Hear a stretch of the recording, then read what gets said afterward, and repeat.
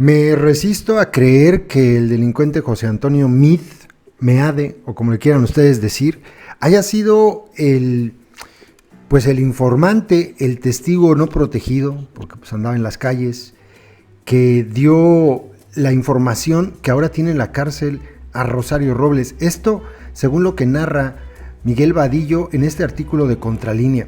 Me resisto a creerlo porque indudablemente José Antonio Meade está implicado en toda esta trama de corrupción. Probablemente él no robara en Sedesol, lo habría hecho en otros lugares, o probablemente robó, pero en esta trama de la estafa maestra no tuvo nada que ver. A lo mejor hizo su propia trama de corrupción dentro de Sedesol, porque definitivamente él tiene el gen priista que no se borra, no se quita ni creando nuevos partidos. Es un priista de cepa, que él diga o que ellos digan que ni siquiera estaba afiliado, pues bueno, entonces vamos a dejarlo con un prianista de cepa, de la misma clase política ladrona que ha habido en este país durante toda la historia hasta el día de hoy. Esto es lo que dice Miguel Vadillo. Era 28 de agosto de 2015.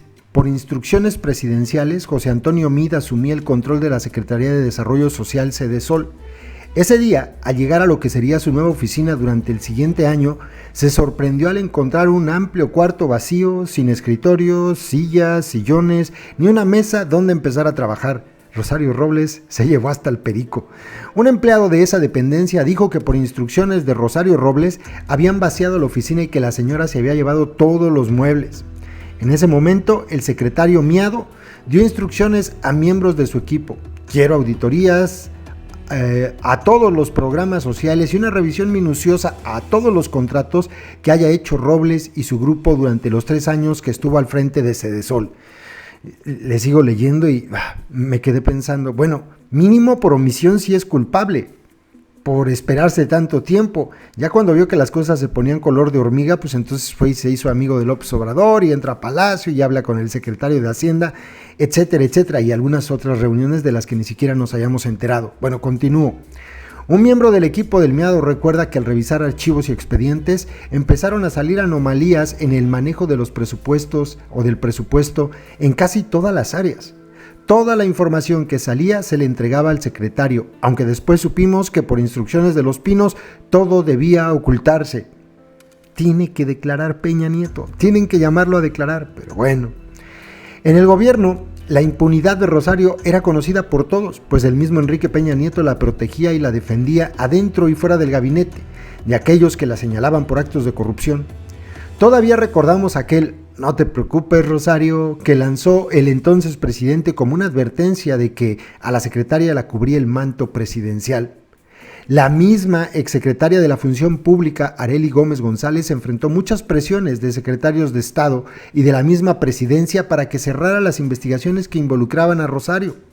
Desde que asumió el cargo, aquel 27 de octubre de 2016, la Contralora empezó a recibir llamadas de miembros del gabinete de Peña Nieto, entre otros, por supuesto, de la misma Rosario Robles, para que archivara los expedientes abiertos en su contra.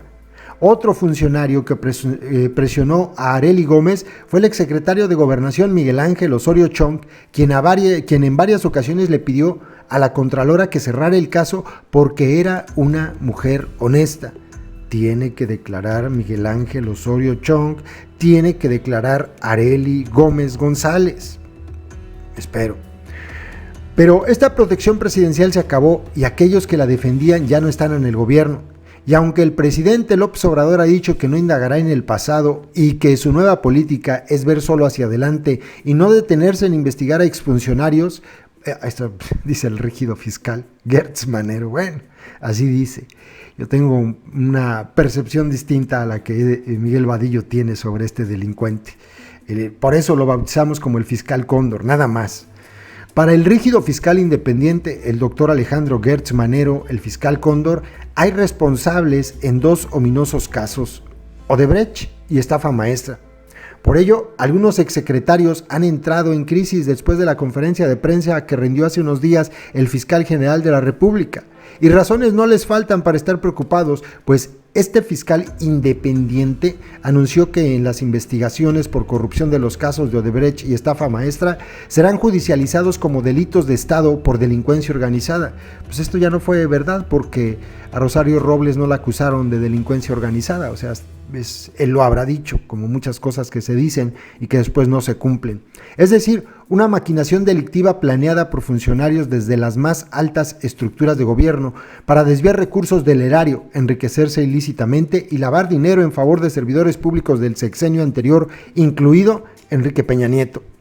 Aunque podría haber muchos involucrados en esta nueva tipificación de delitos por parte de la Fiscalía General de la República, uno de los exfuncionarios clave que debería ser citado para declarar es el ex candidato presidencial del PRI, José Antonio Meade Curibreña, quien al suceder a Rosario Robles en Sedesol se enteró de todas las corruptelas y tiene evidencias del desvío de los recursos públicos. A lo mejor la impunidad con la que ahora se pavonea el delincuente miado es precisamente esa. Dijo, híjole, no me vaya a tocar, ten, ahí está, pero a mí no me involucres. Y por eso lo vimos entrar muy contento a Palacio, insisto, una reunión de la que se supo, que después el tipejo de Hacienda dijo que no es cierto, y después dijo, bueno, sí es cierto, es una. ¿Cuántas veces no se habrán reunido? Es la pregunta, ¿no? En fin, el problema es que el miado también tiene responsabilidad por encubrir y solapar todo el cochinero encontrado en la principal secretaría encargada de atender a las poblaciones más desprotegidas y pobres del país. Pues sí, ¿no? La mala relación de José Antonio El Miado con Rosario Robles podría traducirse en la colaboración del primero con la Fiscalía para entregar toda la información reunida y que fue ocultada en el sexenio pasado. Además, el riesgo de no hacerlo es incurrir nuevamente en encubrimiento y omisión, como lo hizo cuando estuvo al frente de la Secretaría.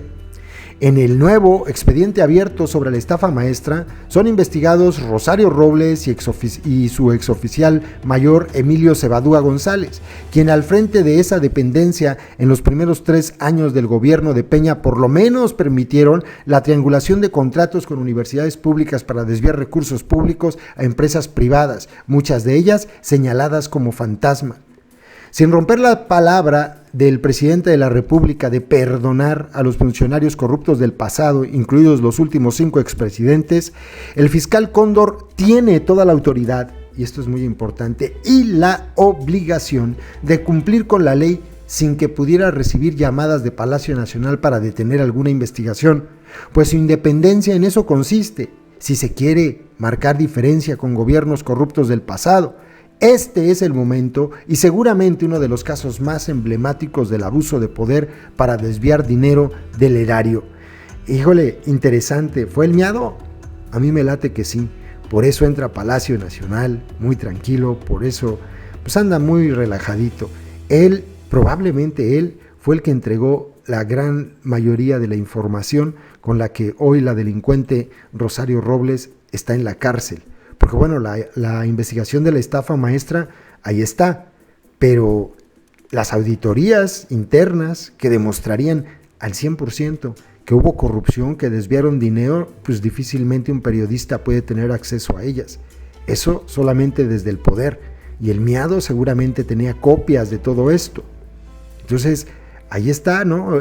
Probablemente el miado por eso anda tan tranquilo. Yo sinceramente no creo que lo vayan a enjuiciar. No lo creo, se queda en Rosario Robles y pues, no les importa sacrificarla, no hay ningún problema.